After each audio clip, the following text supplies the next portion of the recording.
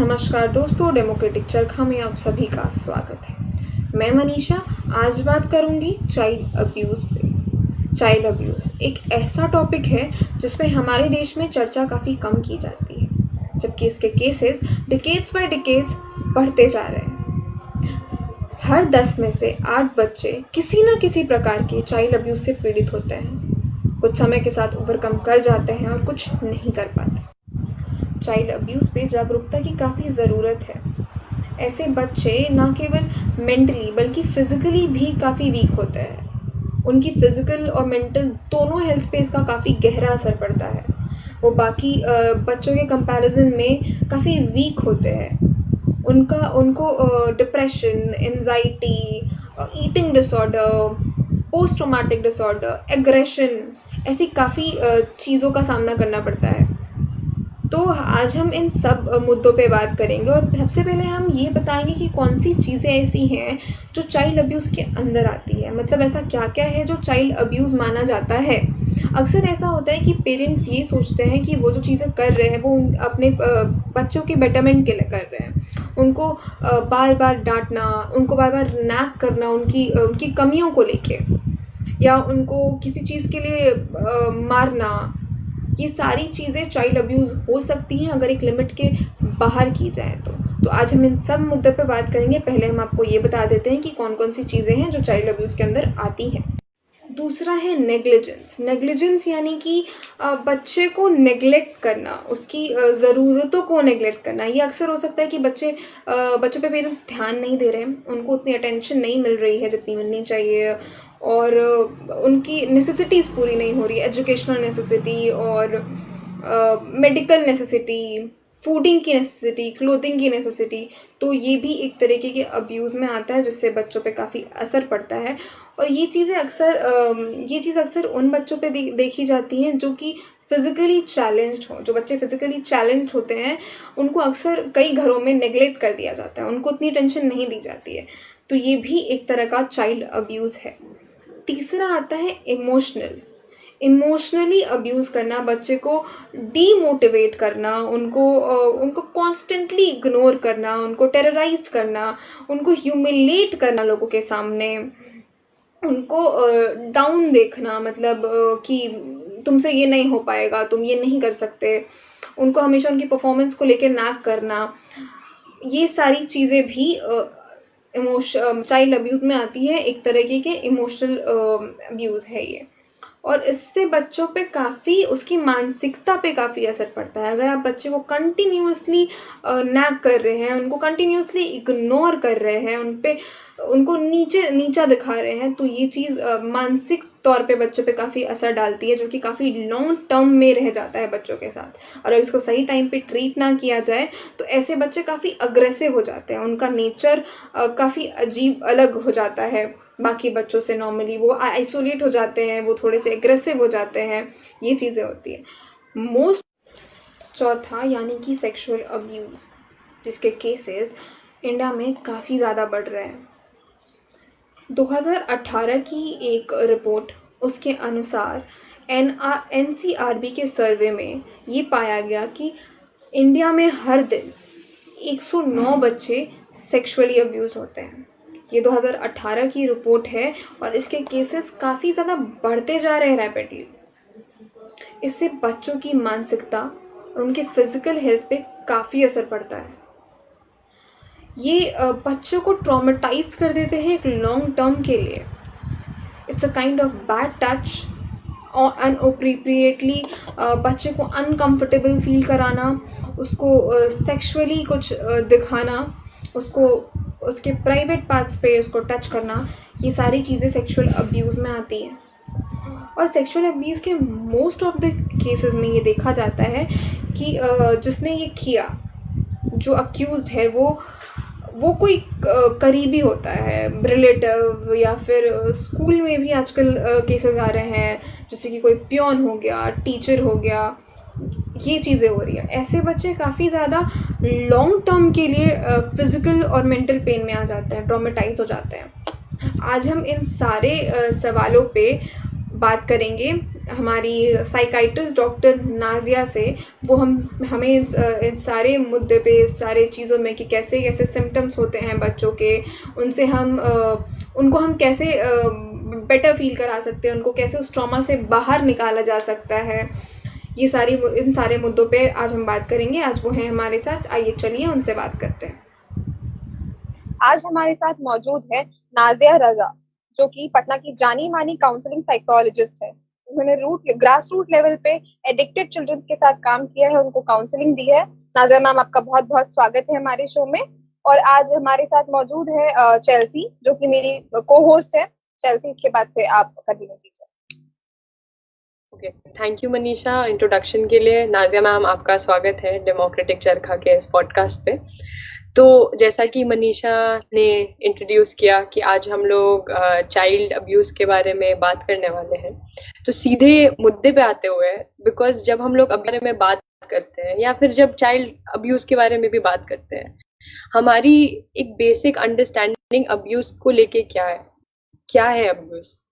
Generally जब हम लोग सोचते हैं तो हमारा दिमाग जाता है कि अगर अब्यूज़ है तो वो सेक्सुअल ही होगा या फिजिकल ही होगा। तो इस पे अगर आप हमारे दर्शकों को और बता सके कि और किस किस तरीके के अब्यूजेस पॉसिबल हैं जो कि होते हैं। अब्यूज, चाइल्ड अब्यूज तो इस तरीके से होता है, तो नॉर्मली हमारे यहाँ यही बातें होती हैं कि अगर अब्यूज हो रहा है तो वो सेक्सुअल होगा या फिर फिजिकल होगा, लेकिन अब्यूज इमोशनल, साइकोलॉजिकल बहुत ज्यादा होता है। इनफैक्ट आप अगर सेक्सुअल अब्यूज के इसमें आ गए हैं तो उसका जो रिलेशन होता है वो सीधे आपके साइकोलॉजिकल इफेक्ट देता है उससे। वो साइकोलॉजिकल अब्यूज और इमोशनल अब्यूज बहुत इम्पोर्टेंट है। किसी तरीके में अब्यूज अगर हो तो उसका सीधा इफेक्ट साइकोलॉजिकल हो जाता है। इमोशनल अब्यूज भी बहुत ज्यादा होता है जिसको लोग समझ नहीं पाते। तो इमोशनल अब्यूज जरूरी नहीं है कि अगर किसी के साथ सेक्सुअल अब्यूज हुआ हो तभी वो इमोशनल अब्यूज में आएगा। इमोशनल अब्यूज किसी तरह से भी नहीं जानते हुए भी हमारे घरों में कुछ चीजें ऐसी हो जाती है जिसकी वजह से वो इमोशनली वीक पड़ने लग जाते हैं या उसका असर हमारे बच्चों पे आने लग जाता है। उसमें क्या होता है कि बहुत हद तक हम ये देखते हैं कि कहीं ना कहीं अगर मार्क्स भी अगर उनका कम आ रहा है तो इसकी वजह से पेरेंट्स की हाई डिमांड्स ये भी कहीं ना कहीं उनको इमोशनली वीक करते जाते हैं, वो डल पड़ते जाते हैं। या अगर आप ये देख लो कि पेरेंटिंग जो है वो बहुत अच्छी नहीं हो पा रही है या फिर मम्मी पापा का जो रिलेशनशिप है, पेरेंट्स रिलेशनशिप भी बहुत मायने रखता है बच्चों के इमोशनल डेवलपमेंट के लिए। फिजिकल डेवलपमेंट, इमोशनल डेवलपमेंट ये बहुत इंपॉर्टेंट होता है इसके लिए। तो अगर उन लोगों के रिलेशन में आप देख रहे हो कि कहीं कुछ प्रॉब्लम आ रही है जिसकी वजह से वो बच्चे सफर करते हैं, और उसमें मजबूर किया जाता है ना, नॉर्मली हम देखते हैं कि इन चीजों पे ध्यान नहीं देते हैं। उनके सामने अगर झगड़ा हो रहा है या किसी तरह की कोई चीजें हो रही है तो उनके माइंड पे क्या इफेक्ट आ रहा है इसका, इसके बारे में नहीं सोचते। तो इमोशनली बहुत चीजों को शेयर भी नहीं कर पाते कि मम्मी पापा में ही ऐसा है तो हम चीजों क्या बोलें, किससे बोलें। वो बाहर भी नहीं शेयर कर पाते, अपने फ्रेंड से भी, फैमिली से भी नहीं शेयर करते। इसमें वो बहुत ज्यादा परेशान हो जाते हैं, इमोशनली बहुत वीक होने लग जाते हैं। इसका इफेक्ट उनके साइकोलॉजिकल भी पड़ता है और कहीं ना कहीं उनके स्टडी पे, ओवरऑल बिहेवियर पे ये सारे इफेक्ट्स पड़ जाते हैं। ये बहुत इम्पोर्टेंट होता है कि इन चीजों को भी समझें। अब्यूज सिर्फ सेक्सुअली नहीं होता, सेक्सुअल होता है, वो चीजें उभर कर सामने आ जाती हैं हमारे मीडियाज के थ्रू और किसी भी चीजों के थ्रू। लेकिन ये सारी जो चीजें हैं ये हमें समझना होगा कि कोई इस पे ध्यान नहीं देता है। तो इन चीजों को हम जोर देते हुए और सारे पेरेंट्स को एटलीस्ट ये समझाते हुए कि हम अपना रिलेशन ठीक रखें या फिर बच्चे क्या चाह रहे हैं, किसी भी चीज के लिए जोर जबरदस्ती जो होती है वो सारा कुछ कहीं ना कहीं उनके माइंड पे इफेक्ट है। इमोशनली वो वीक पड़ने लग जाते हैं। बहुत सारी चीजें होती है, कहीं वो उनका मार्क्स कम आ रहा है तो उन चीजों को देखेंगे कि वो शायद कोर्स सिलेबस थोड़ा हार्ड हो, वो नहीं कर पा रहा हो, क्यों नहीं कर पा रहा है ये रीजन, या फिर कंपेयर करने लग जाते हैं ना, इन सारी चीजों से बहुत इफेक्ट करता है। आज़िया मैम, जैसे आप बिहेवियर का बात कर रही थी, तो और आप ये कह रही थी कि मतलब इनडायरेक्टली, मतलब पेरेंट्स इंटेंशनली नहीं करते हैं बट वो प्रेशर आ जाता है। ऐसे जब बच्चे पे प्रेशर आ रहा है तो पेरेंट्स कैसे ये आइडेंटिफाई करें कि उनके बच्चों के बिहेवियर में ऐसा कौन सा पैटर्न चेंज हुआ जिसकी वजह से वो आइडेंटिफाई कर पाए कि उनकी जो बातें हैं उसका नेगेटिव इम्पैक्ट पड़ रहा है बच्चों के मानसिक स्थिति पे। ये कैसे पता करें? उनके बिहेवियर में ऐसा क्या स्पेसिफिक चेंज होता है? इस पे हम आपसे कुछ जानना चाहेंगे। चेंज आप खुद देखने लग जाएंगे कि आपका बच्चा जिस तरह की एक्टिविटी करता था पहले, वो एक्टिविटी कर पा रहा है कि नहीं। साथ मिलना जुलना, हंसना बोलना, वो जिस तरीके से खेलता था या फ्री होकर के जैसे वर्क करता था, वो कर पा रहा है कि नहीं, नहीं कर पा रहा है कि किन चीजों से परेशान है। शायद आपकी छोटी सी बात भी उसको कहीं टच कर गई हो जिसकी वजह से वो परेशान हो, और बहुत नॉर्मल सी बात होती है। फिर भी बहुत सारे बच्चे बहुत इमोशनल, मतलब हाई इमोशन उनका हाई होता है, इसकी वजह से वो बहुत परेशान हो जाते हैं। तो उनको उस हिसाब से हैंडल करना पड़ता है। कई बार ऐसा होता है, देखते हैं कि बच्चा जो है वो, तो पेरेंट्स रिलेशनशिप भी बहुत स्ट्रांग है सब कुछ, लेकिन एक छोटी सी डांट उसको बहुत असर कर जाती है। उसको लेकर वो मन में अपना खाना पीना छोड़ देगा, ढंग की नींद नहीं आएगी, जिस तरीके से वो अपने पेरेंट्स से मिलता था वैसे नहीं मिलेगा, स्किप करने लग जाएगा चीजों से। तो ये सारी चीजें हम देखेंगे कि किस रीजन से उसका मूड ऑफ हो रहा है, या वो एक्टिविटी में कैसे चेंजेस आ रहे हैं, इन्हीं चीजों से पकड़। मैम, ऐसे में हम नाज़िया जानना चाहेंगे कि पेरेंट्स का अप्रोच क्या होना चाहिए बच्चों पे। उन्हें वो कैसे कैसे हैंडल करें कि वो बेटर दिले करते थे वो चीज वापस नॉर्मलाइज हो जाए। ऐसे क्या अप्रोचेस पेरेंट्स के होने चाहिए इन सिचुएशंस में?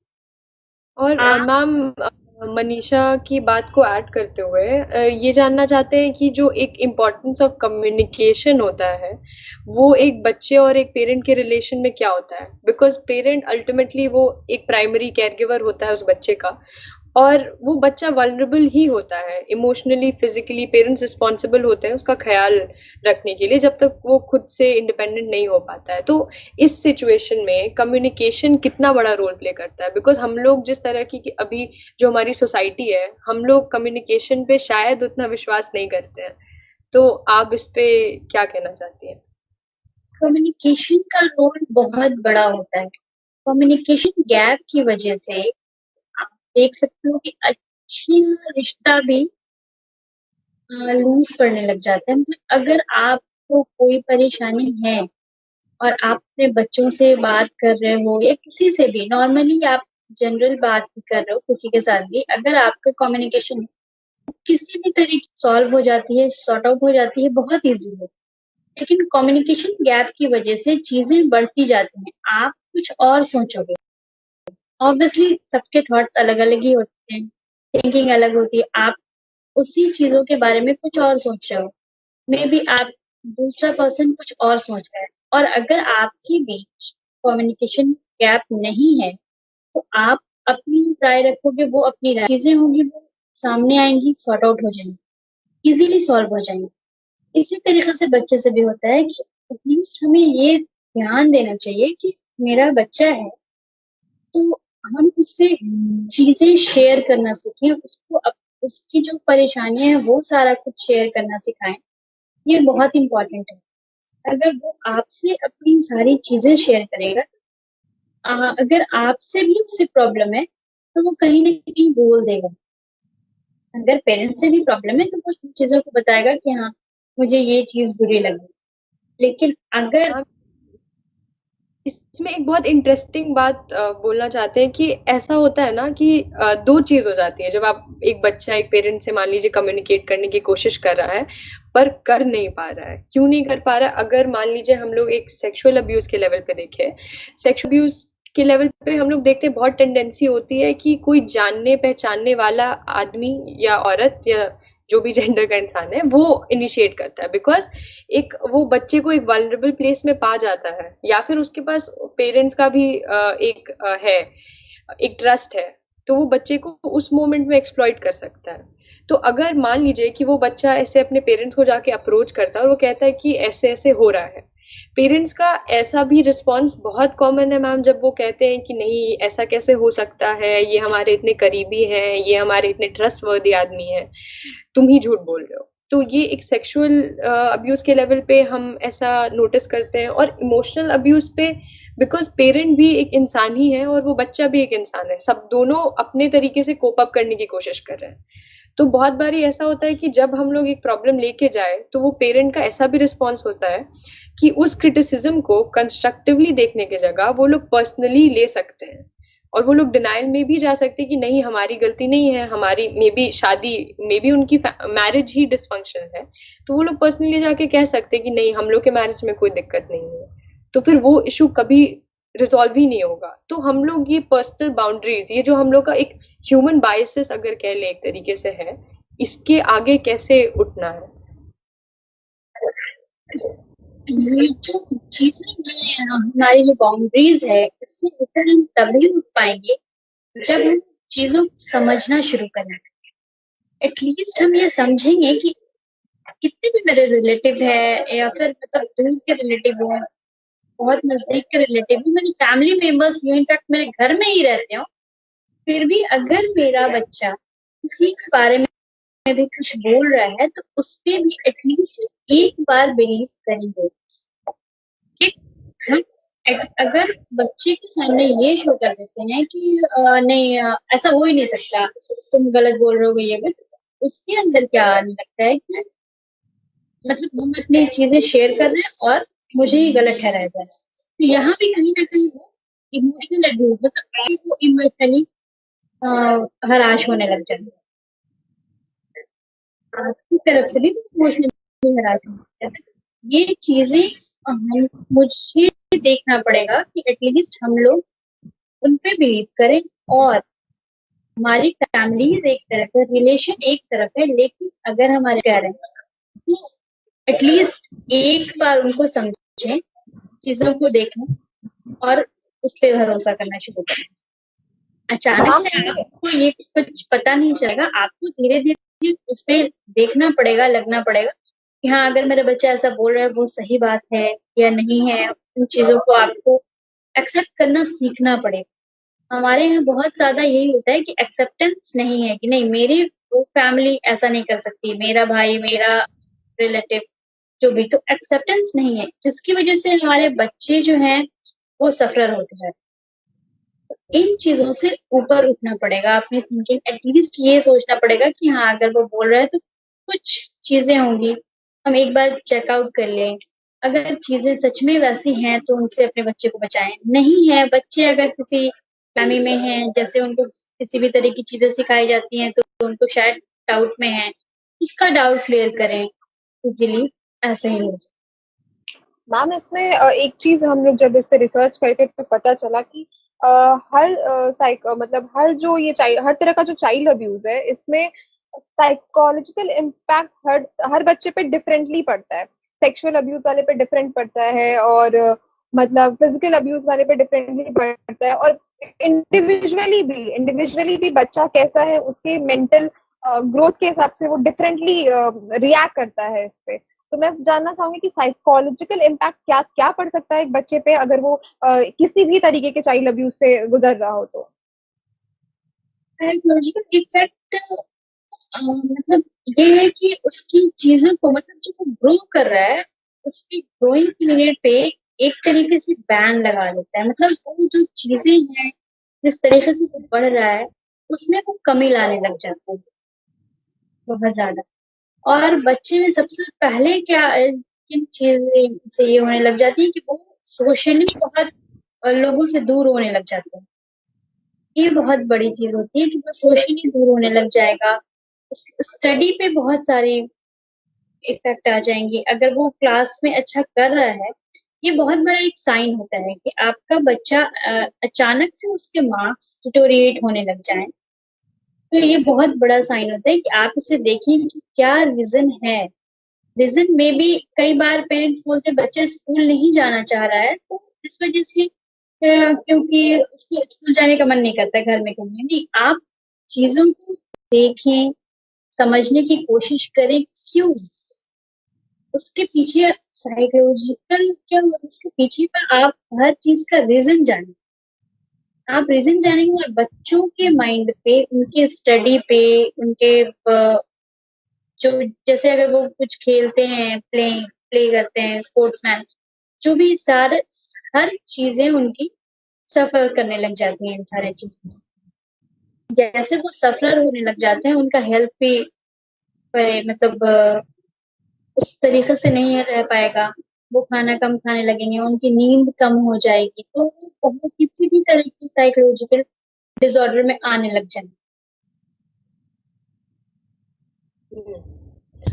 तो जी माँ, आपने आपने एक बहुत इंटरेस्टिंग चीज कही। ऐसे बहुत इंटरेस्टिंगली आपने बोला कि वो जो ग्रोथ पीरियड है एक बच्चे का, उस पे बैन लग जाता है। तो जब हम लोग एक साइकोलॉजिकल इम्पैक्ट की बात करते हैं, उसमें उस साइकोलॉजिकल इम्पैक्ट के साथ ट्रॉमा की फीलिंग्स एक अटैच्ड रहती होंगी, है ना? एक ट्रॉमेटिक इंसिडेंट की तरह भी उसको परसीव किया जा सकता है। बिल्कुल किया जा सकता है, क्योंकि कहीं ना कहीं मतलब कुछ बच्चे ऐसे भी हैं कि जिनको ये एक ट्रॉमा की तरह उनके साथ ये लगा रह जाता है।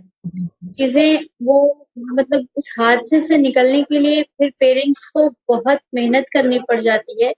और कई बार ऐसा होता है कि बच्चे अपने मन में वो चीजें दबाए रह जाते हैं कहीं ना।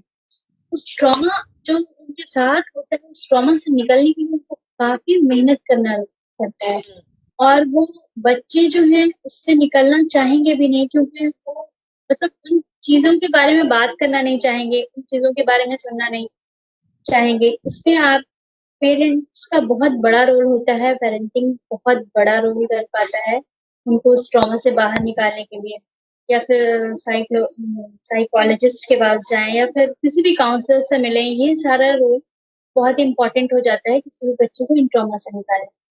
कई बार ऐसा होता है कि बच्चे बहुत इमोशनली जो बहुत वीक है, या उनके साथ बहुत ज्यादा कुछ हो गया जो बहुत लेट पता चला, या फिर उसको समझने में बहुत देर हो चुकी है, तो जैसे बच्चे काफी परेशान हो जाते हैं, जिसकी वजह से हमें उस ट्रॉमा से निकालने में काफी मेहनत करनी है। मैम, आपने जब यहाँ पे बात करी कि अगर किसी बच्चे के साथ एक ट्रॉमेटिक इवेंट होता है या किसी बड़े इंसान के साथ भी होता है, तो उस इवेंट के साथ कोप अप हम करते हैं। कोप अप करना बहुत जरूरी है, पर ये भी निर्भर करता है कि आप कोप अप कैसे कर रहे हैं। वो हेल्दी कोपिंग मैकेनिज्म है आपका या फिर एक नेगेटिव कोपिंग मैकेनिज्म है। तो मैम, आपसे आगे हम ये जो साइकोलॉजिकल एक कॉन्सेप्ट है, जो बहुत एक पॉपुलर स्टडी है साइकोलॉजी में, कोपिंग मैकेनिज्म्स, उसके बारे में आपसे बात करना चाहते हैं। जिन दर्शकों को हमारे नहीं पता है, ये कोपिंग मैकेनिज्म एक साइकोलॉजी ओरिएंटेड एक टर्म है, जिसमें बेसिकली हम लोग ये देखते हैं कि अगर कोई बिहेवियर है तो उससे हम लोग कोप अप, अगर कोई इवेंट हमारे बिहेवियर को इफेक्ट कर रहा है तो उसके साथ हम लोग कोप अप कैसे कर रहे हैं। तो जैसा कि ऐसे मान लीजिए कि मेरी जो यहाँ पे हमारी स्पीकर है नाजिया जी, उनसे और मनीषा जी के साथ मैं यहाँ पे बैठी हूँ, उनसे बात कर रही हूँ। इसके पहले मेरे पेरेंट्स का झगड़ा हुआ और उस इवेंट को मैंने एक हेल्दी तरीके से कोप अप नहीं किया, तो वो जो उसका बचा हुआ गुस्सा है, मैं यहाँ पे इन दोनों पे डाल दूंगी कि मेरा शायद इनसे झगड़ा हो जाए, या फिर जो भी मेरे अग्रेशन के फीलिंग्स हैं मैं यहाँ प्रोजेक्ट कर दूंगी। तो ये बेसिकली एक प्रोजेक्शन मैकेनिज्म है। तो मैं ये जानना चाहती हूँ, ये मैंने ठीक बताया ना नाजिया मैम? अगर आपको कोपिंग मैकेनिज्म्स पे कुछ ऐड करना है तो आप प्लीज करिए।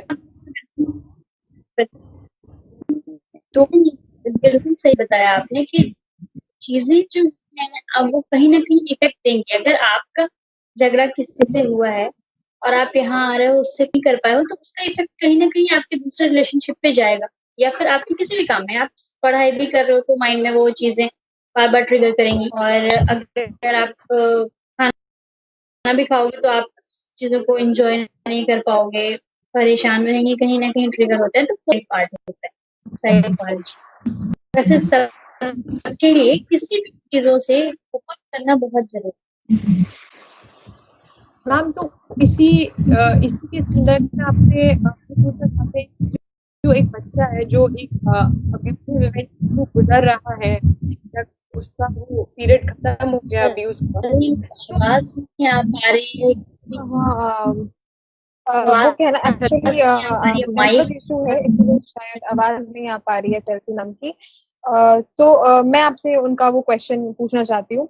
वो कहना चाहते हैं कि जो बच्चे कोप अप कर रहे हैं, तो जो मतलब उनपे एक असर पड़ता है कि वो कोपिंग मैकेनिज्म माइल्ड हो सकता है या शायद एक्सट्रीम हो सकता है। मतलब एक होता है कि बच्चे चुपचाप हो जाते हैं, शांत हो जाते हैं, ज्यादा बोलते नहीं है, और अगर वो बड़े भी हो जाते हैं तो एडोलेसेंस में भी और एडल्ट भी बनने के बाद वो एक टाइप का इनफ्योरिटी कॉम्प्लेक्स रखते हैं, जो अपने आप को सोशली लोगों से दूर रखते हैं, उनको भरोसा नहीं होता, वो रिलेशनशिप मेंटेन नहीं कर पाते।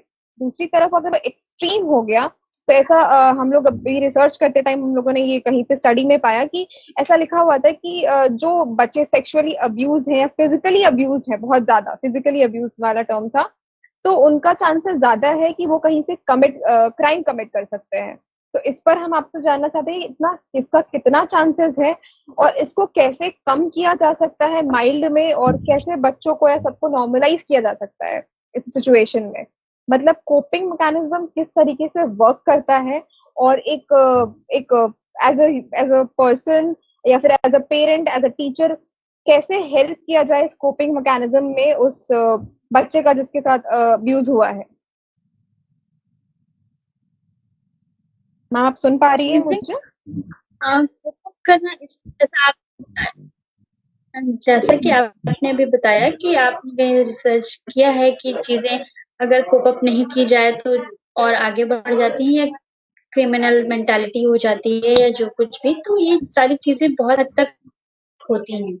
कई बार ऐसा भी देखा जाता है कि आप अगर पास्ट में उठाएंगे, किसी ने कुछ ऐसा क्राइम किया हो किसी बच्चे के साथ, चाइल्ड अब्यूज, सेक्सुअल अब्यूज, आप उस पर्सन का अगर पास्ट उठाते हो तो उसके साथ भी कहीं ना कहीं बचपन में वैसा हुआ था, उसने अपना एग्रेशन उस बच्चे पे निकाला। ठीक है, तो इससे जो पॉपअप का था कि अगर हम सही मतलब बिहेवियर सिखाएं और उन सारी चीजों से लड़ना और उन सारी चीजों को भूल कर आगे बढ़ना, ये सारा नॉलेज लेंगे तो वो कहीं हद तक ये क्राइम बिहेवियर जो है वो नहीं आएगा।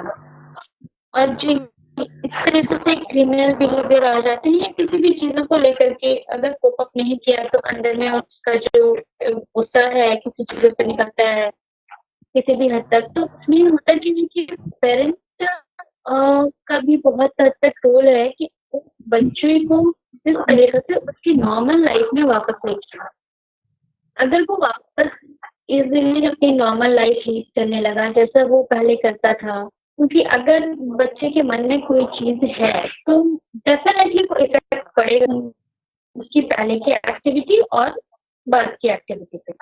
बीच में उसके साथ कुछ हुआ, वो पहले एक्टिविटी लिबर्टी के साथ चीजों को समझता था, बोलता था, शेयर करता था, खेलता था, खाता था, उन सारी चीजों पे कहीं ना कहीं इफेक्ट आएगा। तो इसमें हमारा ये रोल हो जाता है कि हम उसके मन से उन सारी चीजों को निकालें, कोशिश करें कि ये सारी चीज उसके दिमाग से, मन से उतर जाए। इसके बैड इम्पैक्ट उसको जरूर बताएं कि बेटा अगर तुम्हारे साथ ऐसा हुआ तो अगर किसी और के साथ होता है तो भी ऐसा ही हराश होगा, ताकि उसको ये समझ आए कि अगर मैं किसी के साथ कल को कुछ ऐसा करता हूँ तो वो भी उसी तरह परेशान होगा या उससे ज्यादा भी हो सकता है। इन सारी चीजों को एटलीस्ट बताएं, और अगर हम उसको अच्छा बुरा ये सिखाने समझा देंगे कि इसका ये बैड इफेक्ट है बेटा, इसका ये गुड इफेक्ट है, तो धीरे धीरे करके वो समझ जाएगा और बहुत हद तक इन चीजों का जा सकता है। जैसे वो क्राइम बिहेवियर उस रीजन से अगर आया हो तो उससे बहुत हद तक हम लोग सकते हैं।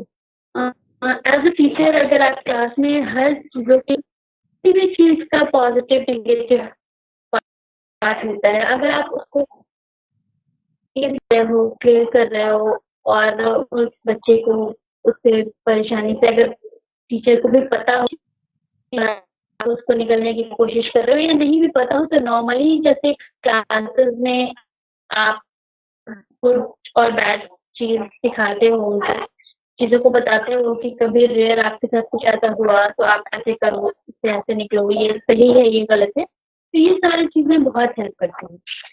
और पेरेंट्स का बहुत इम्पोर्टेंट रोल है इसमें, ये समझना पड़ेगा कि वो उन चीजों के नुकसान के बारे में, और अगर आपके बच्चे से कभी कोई बचपन में ही शायद कोई गलती हो तो उसका ये जरूर बताएं कि बेटा इस गलती से ये नुकसान होता है, या अगर किसी के साथ ऐसा हुआ तो आप ये जरूर बताएं कि इससे ये नुकसान है। आगे अगर ये चीजें किसी के साथ भी होती है तो आपसे ज्यादा उसको नुकसान हो सकता है, शायद आप उससे वो नुकसान नहीं उठा रहे हो जिस तरीके से वो दूसरा पर्सन उठा रहा है, क्योंकि सब एक तरीके से सोचते नहीं, किसी का इमोशनल कुछ ज्यादा ही इमोशनल है, बहुत हाई इमोशन होता है, किसी का वो मतलब नॉर्मल है, वो चीजों से कोई चीज अपनी चीजों से बहुत जल्दी कोप अप कर पाता है, किसी भी ट्रॉमा से जल्दी कोप अप कर लेगा, कोई है कि नहीं बहुत धीरे धीरे आपको उसको कराना पड़ जाएगा। तो ये सारी चीजें हमें जरूर बताना चाहिए। मैम इसमें फिर इसके बीच में भी बहुत इंटरेस्टिंग बात हुई थी, जो कि क्रिमिनल बिहेवियर के बारे में बात हुई थी। तो वो डिपेंड करता है कि जैसे वो बच्चा कैसे कोप अप कर रहा है। अगर उसका कोपिंग नेगेटिवली जा रहा है तो वो एक क्रिमिनल बिहेवियर में भी ट्रांसलेट कर सकता है। तो जब अभी तक पूरे टाइम हम बच्चों के बारे में बात कर रहे हैं, हम लोग पेरेंट्स के बारे में बात कर रहे हैं, विक्टिम्स के बारे में बात कर रहे हैं, बट हमने एक अब्यूजर को हम लोग इंसान के पर्सपेक्टिव से कभी नहीं देखते मैम। एक क्रिमिनल को हम लोग कभी इंसान के पर्सपेक्टिव से कभी नहीं देखते हैं। और क्रिमिनलिटी एक जो चीज है वो बायोलॉजिकल भी हो सकती है बहुत हद तक, और बहुत हद तक वो आपके सोशल और एनवायरमेंटल फैक्टर से भी होती है। दोनों का एक मिक्स होता है। तो ये एक बहुत मैम बात हो जाती है कि जिस सोसाइटी ने आपको क्रिमिनल बताया है उसी सोसाइटी ने आपको आउटकास्ट भी कर दिया है और लेबलिंग भी कर दी है। तो मैम जब हम लोग एक विक्टिम साइड के बारे में भी बात कर रहे हैं कि उस बच्चे के थ्रू क्या गुजर रही है, एक जो परपेट्रेटर होता है जो इस एक्ट में इंगेज करता है, ऐसे जो रिसर्च हुई है वो ऐसा सजेस्ट करती है कि बहुत जो परपेट्रेटर्स हैं वो खुद सेक्सुअल वायलेंस या फिर सेक्सुअल अब्यूज या फिर चाइल्ड अब्यूज, पेरेंटल नेग्लिजेंस के खुद शिकार रहे हैं। तो मैम इस पे अगर आप और हमें दर्शकों को बता सके कि हम लोग इन लोगों को भी एटलीस्ट इंसानी रूप से देख सके और समझ सके। अगर इन लोग इंसानी रूप से देखना शुरू करेंगे तो बहुत हद तक जो हमारी चीजें हैं या जिस तरीके से उनका क्राइम बढ़ रहा है वो कम होने लग जाएगा, उनको भी अगर एक तरीके का सपोर्ट देने लग जाए तो। लेकिन सपोर्ट आप किस तरीके से दोगे? कई बार ऐसा होता है कि कुछ विक्टिम्स हैं जो मतलब अपने डिजायर की वजह से उन्होंने ऐसा किया, ठीक है, तो किस तरह के विक्टिम है आपको ये भी देखना होता है। कुछ मतलब ऐसा था कि कुछ लोग विक्टिम हो गए क्योंकि किसी के वो डिजायर था, उनके साथ ऐसा करना था, या फिर कोई नशे की वजह से भी किसी ने क्राइम किया हो। क्राइम का रीजन सिर्फ ऐसा ही हम नहीं देख सकते कि चाइल्ड अब्यूज वही करता है जिनके साथ बचपन में हुआ हो, सिर्फ ऐसा ही नहीं है, ऐसा भी है। हम सिर्फ ऐसा नहीं कह सकते कि जो वही सफरर है, नहीं, और भी लोग सफरर होते हैं। और उन लोगों से होते हैं जिनके साथ बचपन में कुछ नहीं हुआ, उनकी लाइफ अच्छी थी, पेरेंटिंग स्टाइल अच्छा था, लेकिन वो शायद नशे में थे, इस वजह से उन्होंने एंड दैट टाइम बच्चों के साथ वैसा बिहेव कर दिया, या फिर किसी के साथ भी बच्चे बड़े किसी के साथ भी वैसा बिहेव किया। इन सारी चीजों को ये देखना होता है। और जो इस तरीके से जो विक्टिम है या फिर जिस नजरिए से लोग देखने लग जाते हैं, कहीं ना कहीं हमको उनकी चीजों को समझना चाहिए, उनके क्यों कोई ऐसा कर रहा है। मे बी वो साइकोलॉजिकल किसी परेशानी में हो, इस वजह से ऐसा हुआ हो, या कई बार हम ऐसा भी देखते हैं कि लोग नशे में ऐसा कर रहे हैं। कई बार हम ऐसा भी देखते हैं कि क्योंकि वो किसी डिसऑर्डर में थे, जिस वजह से उनसे ये सारी गलतियाँ हो गई। गलती ये बहुत बड़ी है, इसको एक गुनाह के तौर पे देखा जाता है। लेकिन ज़रूरी नहीं कि वो सेक्सुअल ही हो, और भी बहुत सारी चीज़ें कोई कर जाते हैं लोग, जैसे इमोशनल बच्चों को हरास कर दिया, किसी भी रीज़न से। तो अगर हमारे समाज में जो सेक्सुअल ऐसा कुछ करते हैं, अब्यूज़ करते हैं, उनको बहुत अलग नज़रिए से देखते हैं। लेकिन उससे उनको निकालना अगर है, तो आपको भी उनका सपोर्ट एटलीस्ट उस टाइम पे तो नहीं, आप जो भी चीज़ें हैं उनको देखें, उनके बारे में समझें, उनको समझाएँ, उनके रीज़न को देखें। ये जो चीज़ें हैं, ये रीज़न को देखने के बाद ही आई हैं कि शायद वो जो जिन्होंने किया, उनके साथ भी बचपन में ऐसा हुआ था। ये कहीं न कहीं रीज़न को देखने पे ही आई हैं, और देखते हुए उनको फिर अलग से काउंसलिंग या फिर जो भी चीज़ें होती हैं वो दे करके आप एटलीस्ट आगे वो इस तरीके का बिहेवियर, अपना क्राइम बिहेवियर नहीं करें, इसके लिए उनको मोटिवेट करना बहुत ज़रूरी है। उस रास्ते पे वापस से वो ना चलें। लोग समाज में जैसे एक टैग तो लग ही जाता है कि ये इस तरीके का था, तो जिसकी वजह से उनके माइंड पे और ज़्यादा वो प्रेशर में आ जाते हैं। और कई बार भी ऐसा भी देखने को मिलता है कि कोई अगर एक गलती कर देता है और आप उसकी गलती को बार-बार दोहराते रहो कि इसने तो ऐसा किया था, इसने ऐसा किया था, तो वो सही रास्ते पे पे रह नहीं। जाते। हाँ, हाँ, वो नहीं उसी करके गलती ना पे रुक।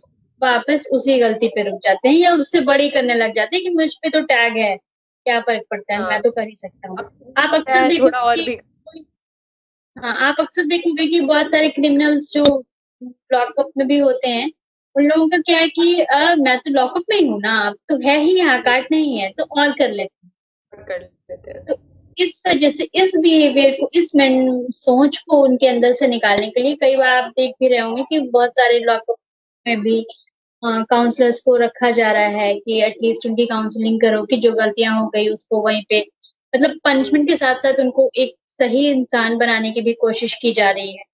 बहुत कई एक बार सोसाइटल लेवल पे चीज़ें करनी पड़ती है, क्योंकि जब हम लोग लॉकअप्स या फिर रिहैब सेंटर की भी बात करते हैं, तो ऐसा सेटिंग, ऐसा माहौल बना दिया है कि रिहैबिलिटेशन और एक अनकंडीशनल सपोर्ट की जगह हम लोग ज़्यादा तानाबाज़ी और ज़्यादा उन लोगों को अशेम्ड फील करने पे ज़्यादा आजकल विश्वास रखते हैं। तो ये सब चीज़ों से साइकोलॉजिकल इफ़ेक्ट इसका बहुत ज़्यादा पड़ता है। हम जैसे ही किसी पे तानाबाज़ी करने लग जाते हैं, तो इंसान शायद शायद उन चीज़ों से निकल रहा हो।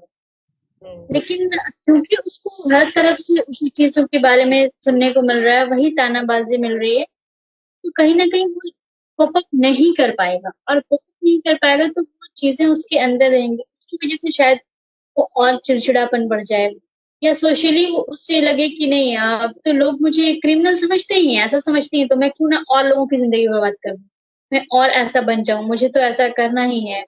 या फिर आप देखेंगे कि लोग ऐसा सोचने लग जाते हैं कई बार कि अच्छा, अब तो मुझे मरना है ना, तो मैं और चीज़ें करके मरूँगा। ये सोचने लग जाते हैं। अब तो मुझे पुलिस ले जाने वाली है, तो मैं और 2-4 लोगों के साथ कर लेती हूँ, क्योंकि वही सज़ा मिलेगी ना मुझे, ऐसा। तो इन सारी चीज़ों को हम ऐसे रोक सकते हैं कि अगर किसी के बारे में, मतलब अगर वो सच में विक्टिम है, लेकिन हम अगर उसे उस तरीके का ताना नहीं दें या उसे परेशान नहीं करें, तो शायद वो उन चीज़ों से कोप अप कर जाएगा, और वो एक अच्छा है उस पनिशमेंट के बाद। एक सोसाइटल लेवल पे, एक इंडिविजुअल लेवल पे भी काम करना ज़रूरी है इस चीज़ पे, और एक सोसाइटल लेवल पे सबको सोसाइटी साथ लेवल में भी काम करना हाँ, ज़रूरी है। एग्ज़ैक्टली, बहुत ज़रूरी है। क्योंकि समाज में कौन, हम आप ही रहते हैं ना, तो जब हम लोग हाँ। खुद को सुधारना शुरू करेंगे, इंडिविजुअली सुधारना शुरू करेंगे, तो ऑब्वियसली फिर धीरे-धीरे लोग सुधरने लग जाएँगे। मनीषा जी का आपसे एक फ़ॉलो-अप क्वेश्चन है, वो पूछ नहीं पा रही बिकॉज़ उनके इंटरनेट में कुछ तकनीकी समस्या आ गई है। तो मैम वो ये पूछना चाह रही है कि बहुत ऐसे एक पनिशमेंट और क्या एक थिन लाइन है, बिकॉज जैसे हम लोग अब पूरे देश में, देश का नहीं पता, पर जैसे अब अपने बारे में भी पर्सनली बात करें तो बचपन में हमें पिटाई, सबको बहुत पिटाई पड़ती है। तो वो पिटाई, वो प्यार भरी पिटाई ही अब्यूज में कब बदल जाती है, और हम लोग इस दोनों के बीच का अंतर कैसे समझ सकते हैं मैम? और जब हम लोग एक फिजिकल पनिशमेंट के बारे में भी बात करते हैं, तो जैसा ऐसा हम माना जाता है कि पनिशमेंट्स एक नेगेटिव रीइंफोर्समेंट है, उससे कुछ पॉजिटिव चेंज इन बिहेवियर कभी नहीं आएगा। शायद वो बच्चा डर जाए और फिर इस डर से वो बिहेवियर, पर वो पॉजिटिवली नहीं चेंज करेगा। तो मैम आप इस पे और बता सकती हैं कि एक जो पिटाई होती है और जो अब्यूज में वो कब बदल जाती है, इस चीज पे? अक्सर होता क्या है ना कि कुछ पिटाई तो मतलब प्यार वाली पिटाई होती है, लेकिन कुछ चीजों में ऐसा देखा जाता है कि पेरेंट्स बच्चों को बहुत मतलब उनकी हर छोटी चीजों पे उनको स्कॉल्ड करने लग जाते हैं, या फिर हर छोटी चीजों को पॉइंट आउट करके सबके सामने बोलने लग जाते हैं। और हर टाइम उनकी पिटाई पिटाई अगर आप कर रहे हो बच्चे के भी, तो आप एटलीस्ट इतना होना चाहिए कि ये बात हम मतलब पिटाई क्यों कर रहे हैं, शायद हम उसको समझा करके भी चीजों से निकल सकते हैं। मे बी कई बार बच्चे कुछ नहीं भी समझते हैं, तो कई बार आप उनको एक चाटा वाटा लगा देते हो या फिर किसी तरह से भी उनकी पिटाई हो जाती है। तो अगर आप बार बार उन्हीं चीजों को बहुत ज्यादा करने लग जाओगे, तो वो एक अब्यूज में चेंज होने लग जाएगा। आप अपने बच्चों की मतलब वो अगर मे बी आपको वो मार्क्स कम हो रहा है, ठीक है, मैथ्स का ही है, मैथ्स के सब्जेक्ट में उसका मार्क्स बहुत कम है, तो जैसे स्कूल में भी उसको बहुत पिटाई लगी, घर पे आया वहां भी बहुत पिटाई लगी, इनफैक्ट पेरेंट्स टीचर मीटिंग में भी गए, प्रिंसिपल चैम्बर में भी गए, तो सबके सामने उसको पीटने लग गया। तो ये चीजें किसी ने ये जानने की कोशिश नहीं की कि क्यों ऐसा हो रहा है। शायद जो टीचर है उसकी चीजें उस बच्चे को शायद नहीं समझ आ रही है। लोग ये रीजन देने लग जाएंगे कि सारे बच्चे को समझ में आ रहा है, इनको क्यों नहीं समझ में आएगा। हो सकता है कि मेरा बच्चा उस टाइम पे शायद स्लीपी फील कर रहा हो, वो लंच के बाद का पीरियड हो। कई बार ऐसा देखते हैं हम कि लंच के बाद का जो पीरियड होता है उसमें बहुत सारे बच्चों का मार्क्स कम होने लग जाता है। उस टाइम में बच्चे अपनी चीजों पे ध्यान नहीं देते। तो आप उसके पीछे का रीजन जाने कि शायद आपका बच्चा मैथ्स में बहुत वीक हो, जिस तरीके से उसको समझाया जा रहा हो वो तरीका शायद उसको नहीं समझ आ रहा हो। तो इन सारी चीजों पे अगर आप बजाय उसको पीटने के और कहीं सोशली उसका मजाक बनाने के, आप एटलीस्ट उसके बारे में ये जानना चाहें कि क्यों ऐसा कर रहे हैं। रीजन बहुत इम्पोर्टेंट होता है किसी भी चीज का, और कुछ भी तभी होता है जब उसके पीछे कुछ ना कुछ रीजन होता है। तो हम अगर रीजन जानेंगे तो शायद उसकी हेल्प कर पाए, और अगर हेल्प करेंगे तो शायद वो जिस तरीके से उसका 30 अगर मार्क्स है तो 99 या 100 भी आ सकता है मैथ्स में। तो रीजन जाने, ओवर जहाँ होने लग जाता है वहां की पिटाई जो है एब्यूज में चेंज होने लगता है। बच्चा बहुत इमोशनल है, बहुत इमोशनल है, समाज में उसके साथ सबके सामने उसको बहुत डांट रहे हैं, तो कहीं ना कहीं उसके अंदर का एक गुस्सा, एक चिढ़ की लोग मतलब चीजें फिर वही आ जाती हैं गुस्से वाली की, मतलब सबके सामने मुझे ऐसा किया गया, अब मैं नहीं पढ़ूंगी, अब मैं नहीं ही पढ़ के दिखूंगी, नहीं करूंगा, ये सारी चीजें भी आ जाती। तो इन सारी चीजों को समझना बहुत जरूरी है पढ़ना। मैम आपने बहुत अच्छी बात बोली, और हम उम्मीद करते हैं कि हमारे साथ जो पेरेंट्स और जो भी टीचर्स देख रहे होंगे, तो हमारा जो एक पिटाई कल्चर चलता है घर में और क्लासरूम में, शायद उसमें बदलाव आ सके। क्योंकि जैसा कि मैम ने भी बताया कि पिटाई करने से कुछ नहीं होगा, शायद वो बच्चा डर जाए इसलिए कुछ और कर ले। पर ये एक बहुत जरूरी बात है जो हमें समझनी चाहिए, that fear is not an effective motivator. हाँ, तो मनीषा जी आप आगे कंटिन्यू करना चाहेंगी?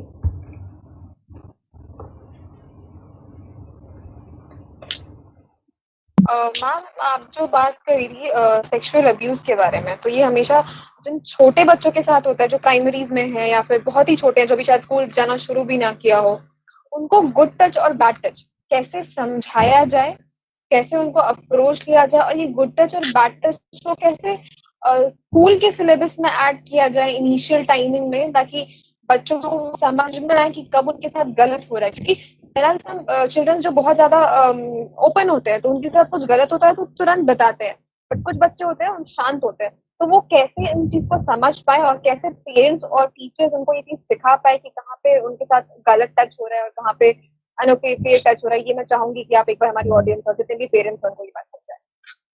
देखिए, जैसे कि बात है गुड टच और बैड टच की, तो वो बच्चे अगर मेरे बहुत छोटे हैं और उनको ये चीज सिखाना है, तो हम बहुत सारी चीजें, इनफैक्ट हम बच्चों को अल्फाबेट भी सिखाना शुरू करते हैं तो उनको टॉय के थ्रू सिखाते हैं। तो जो उनके टॉयज हैं उसके थ्रू सिखाना शुरू करते हैं, या फिर चीजों को दिखा करके कि बेटा this is A and this is B, और फिंगर के थ्रू उनको 1 2 सिखाते हैं, ये सारी चीजें। तो हम उन छोटे बच्चों को खेल खेल में ही ये गुड टच और बैड टच सिखा सकते हैं। जैसे उनका टॉय होता है, किसी की डॉल हुई या फिर टेडी बियर, जो आजकल सब बच्चों के पास होता है, सबको बहुत पसंद होता है। तो गुड टच और बैड टच हम उनको उसके थ्रू सिखा सकते हैं। एटलीस्ट आप एक डॉल को ले लो या फिर टेडी बियर ले लो, उसको टच करो, उनके बारे में उसको बताओ कि बेटा ये यहाँ टच करना है, दिस इज गुड, एंड ये प्राइवेट पार्ट्स हैं, इस पे टच करना है, ये बैड। तो इन उसको छोटी छोटी उसके टॉय के थ्रू ही सिखा सकते हैं, क्योंकि अभी तो आप उसको स्कूल भेज नहीं रहे हो, वो स्कूल जा नहीं रहे। और जब बच्चे धीरे धीरे स्कूल भी जाने लग जाएंगे, तो आप उनको सब इनिशियली हर क्लासेस में, मेरा ऐसा मानना है कि इनिशियली भी ये चीजें टीचर्स के थ्रू भी जरूर सिखानी चाहिए। अब जैसे बच्चे प्ले स्कूल में जाते हैं, आप उसी के प्ले के थ्रू ही उनको सिखाया जाता है। बहुत सारे स्कूल्स में वो पढ़ना सीख जाते हैं, कोई भी अल्फाबेट हो, लेटर हो, वो सीखने लग जाते हैं। तो उसी के साथ धीरे धीरे उनको सारा एक्शन और बेटा ये टच ऐसा है, उनके टॉय के थ्रू हम बहुत इजीली उनको सिखा सकते हैं। बच्चे अपने टॉय देखेंगे तो उन्हें आप एक बार टच करके बताओ, 2 बार टच करके बताओ, तीसरी बार आप उन्हें ये समझाओ कि बेटा आपको कोई यहाँ पे ऐसे टच करे तो ये गुड, यहाँ ऐसे टच करे तो ये बैड। तो ये बहुत, मतलब इजीली वो बच्चे सीख जाएंगे। मैम, तो बहुत बहुत इंफॉर्मेटिव रहा ये टॉक आपके साथ। आप फाइनली आपके तरफ से कोई मैसेज है जो आप हमारे ऑडियंस को देना चाहती हैं, जो पेरेंट्स हैं, टीचर्स हैं, या फिर बच्चे भी जो देख रहे हैं, उनको अगर आप कुछ कहना चाहती हैं तो?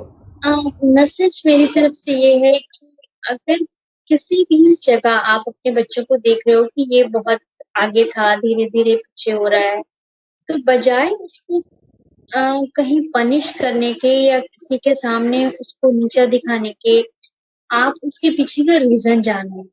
रीजन बहुत इम्पोर्टेंट होता है आपके बच्चे के ग्रोथ के लिए, या फिर आप किस हिसाब से बच्चों को आगे कर रहे हो उसके लिए, या फिर आपकी भी, मतलब आपका बच्चा है तो वो जिस तरीके से अच्छा करेगा वो आपके लिए बहुत अच्छा होगा।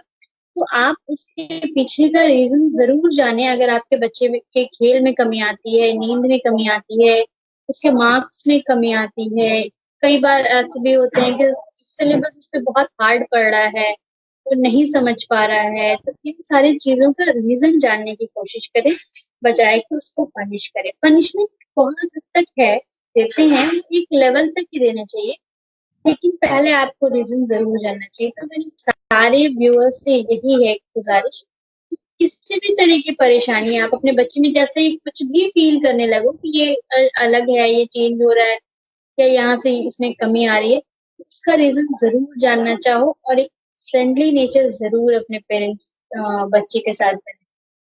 और बच्चों से भी यही कहना है कि अपने पेरेंट्स सबसे बड़े आपके फ्रेंड हैं, उनसे एक फ्रेंडली रिलेशनशिप जरूर बनाओ। थैंक यू नाज़िया मैम, आपसे बात करके बहुत अच्छा लगा और बहुत इंफॉर्मेटिव टॉक किया रहा आपके साथ। एक और लास्ट में चीज ये बोलना चाहेंगे पूरी डेमोक्रेटिक चरखा की टीम की तरफ से कि अगर आप ऐसे किसी इश्यूज के साथ जा रहे हैं या फिर अभी जो कोविड का टाइम भी चल रहा है या फिर आपके बच्चे भी कोप अप नहीं कर पा रहे हैं, we definitely encourage all of you to seek professional help. Mental health सीख करना कोई बुरी बात नहीं है। आपको जैसे थोड़ा सा बुखार या सर्दी खांसी लगता है तो आप डॉक्टर के पास जाते हो, उसमें कोई शर्म की बात नहीं है। आप जाते हो, डॉक्टर आपको देखता है और आपकी मदद करने के लिए ही होता है। तो अगर आपका कोई आपके बच्चे ही किसी इश्यूज के थ्रू जा रहे हैं या आप जा रहे हो तो डेफिनेटली प्रोफेशनल हेल्प के लिए जरूर जाए। बहुत अच्छी चीज है और उम्मीद करते हैं कि हम लोग साथ में ये सोशल स्टिग्मा जो है इसको खत्म कर सकेंगे। Back to the host Manisha ji, आप क्लोज कर सकते हैं। थैंक यू हमसे जुड़ने के लिए और इतनी इंफॉर्मेटिव बातें में बताने के लिए। आई होप कि ऑडियंस को, पेरेंट्स को, टीचर्स को क्लियर व्यू मिला हो इस चाइल्ड अब्यूज पे, और आई होप कि अब बच्चों को थोड़ा अच्छे से डील करे, वो एक प्रॉपर तरीके से डील करने का। चाची, आपको भी बहुत बहुत शुक्रिया। तो अब हम लेते हैं इजाजत, अगले एपिसोड के साथ और अगले टॉपिक के साथ हम जल्दी मिलेंगे। Thank you. Like share comment करें इस वीडियो पे और सब्सक्राइब कीजिए डेमोक्रेटिक चरखा को।